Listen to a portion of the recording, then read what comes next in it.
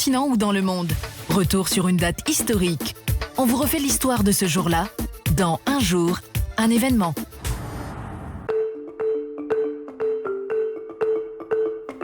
Un jour, un événement, une date à vous refaire ce matin dans BLG sur Joma, même si aujourd'hui donc on s'intéresse à la date du 16 juin, naturellement comme tous les matins. Oui, comme une date tous les matins. Hein. Voilà, allez, journée mondiale donc de l'enfant africain, c'est ça. Oui, Mustapha Kamal Touré, le 16 juin 1976, des milliers d'écoliers de Soweto se lèvent pour converger en une marche de protestation face au régime de l'apartheid. Ils dénoncent les discriminations qu'ils subissent dans l'enseignement en tant que noirs.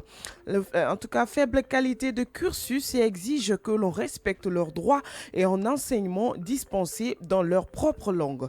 Face aux enfants, la police sud-africaine lâche les chiens et tire à balles réelles. Les représailles policières, en tout cas, durent 2 semaines.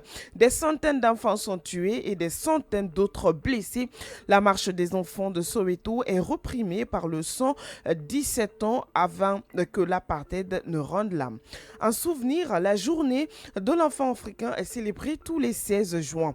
Une commémoration lancée en 1991 par l'Organisation de l'Union africaine, à laquelle a succédé l'Union africaine dans la foulée de sa charte africaine, en tout cas des droits et du bien-être de l'enfant adoptée en juillet 1990, laquelle proclame les enfants sont les bâtisseurs des nations de demain et porteurs des espérances du futur.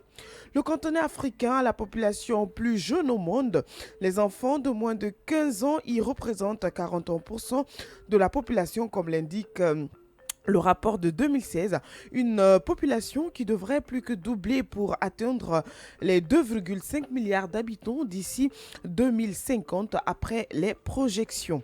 Nos enfants sont l'avenir de l'Afrique, une ressource précieuse, mais si le boom démographique que vit le continent peut se transformer en dividende et en moteur de croissance, comme cela a été débattu lors des dernières assemblées annuelles de la BAD à Lusaka, il aiguise en tout cas aussi davantage de nombreux défis en termes de santé, de qualité de vie, de développement, de formation et de perspectives d'avenir, autant de combats que mène la Banque africaine de développement aux côtés de ses pays membres et des partenaires au développement. La banque œuvre à un meilleur avenir du continent et donc ces enfants-là, comme en tout cas en témoignent les 5 grandes priorités de développement top 5 qu'elle s'est assignées fin 2015.